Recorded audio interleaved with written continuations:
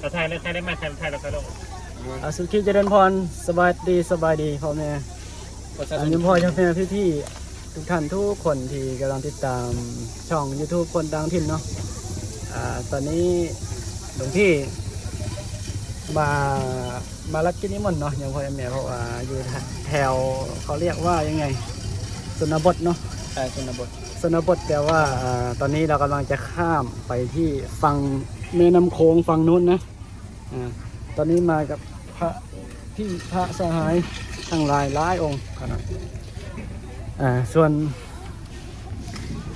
อันนี้จะเป็นว่าอย่างไรล่ะอันนี้เป็นเขาอยู่ฝั่งในเมืองเนาะฝั่งในเมืองแต่ว่า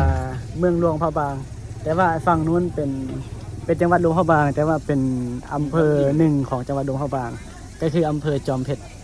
หรือว่าเมืองจอมเพชรภาษาลาวเนาะแล้วสิได้พาทุกคนไปเบิ่งวัดหรือว่าไปชมบ้านเบิ่งวิธีบ้านในบ้านนอกมันจะเป็นยังไงเนาะยังพอยังไงคำว่าบ้านนอกนี่ก็คือใช้คำว่าถนนหนทางก็ค่อนข้างจะบ่ค่อยสะดวกปานใดเนาะการไปมาก็โอ้ปานว่าเวลานั่งรถประมาณนี้นะยังพอยังไงยังพอสังเกตเบิ่งถนนหนทางเนาะที่ประมาณนี้ตอนนี้หลังจากสันเพนเสร็จแล้วก็สิข้ามไปเนาะเพราะว่าสันเพนอยู่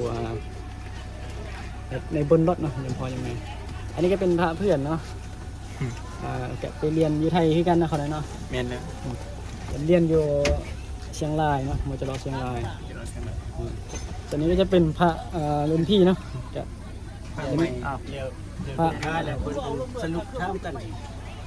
นอนมัสการคุณย่ารวยขนาดนั้นแต่5ย่างมืดปีดีหน่อยใต้ผู้เดียวเสนออยู่บ้านนอกกูพิษบ่ได้จุดไปถึงบนบ่อโชคด้วยกันหน่อยบ่อันนี้ยอมเนาะมืดปีดีหน่อยใต้ผู้เดียวแต่อันพ่อเจ้าจะมีคนบ้านซ่องบ่แม่นเลยบ่แต่บ้านซ่องได้บวชกันต้นสุเยตาบัดนี้ผมมุมยักษ์นี่ในช่วงเดือนละ7เกี่ยว3เดือนบ่ได้โอ้บวช3 เดือนซั่นเนาะโอ้มึงบวชได้ไล่หอดว่า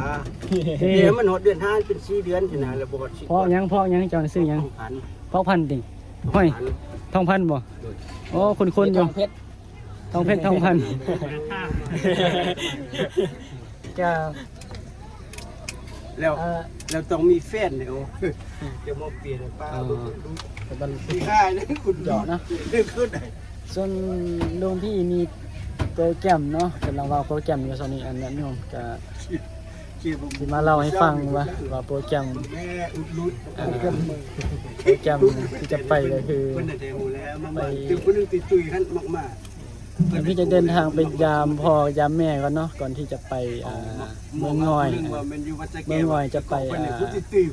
งานหรือว่าผ้า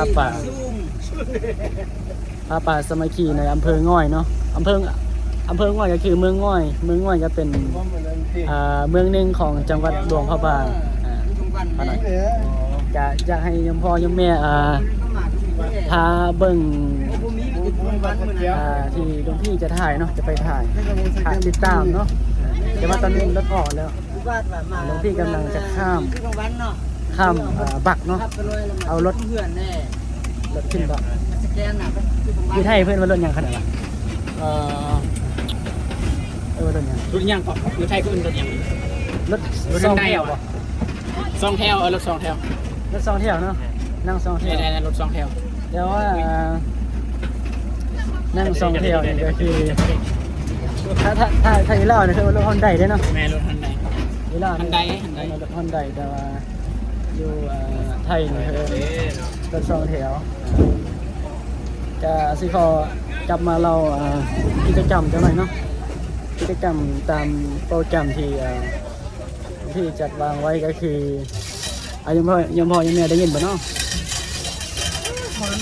ก็คือว่าที่จะไปอย่างเมืองง่อยนะพาไปสมัยที่หลังจากกลับไปยามบ้านเนาะ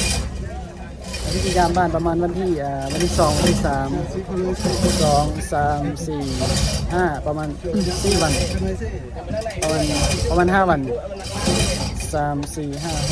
6 7ประมาณ5 วันเนาะ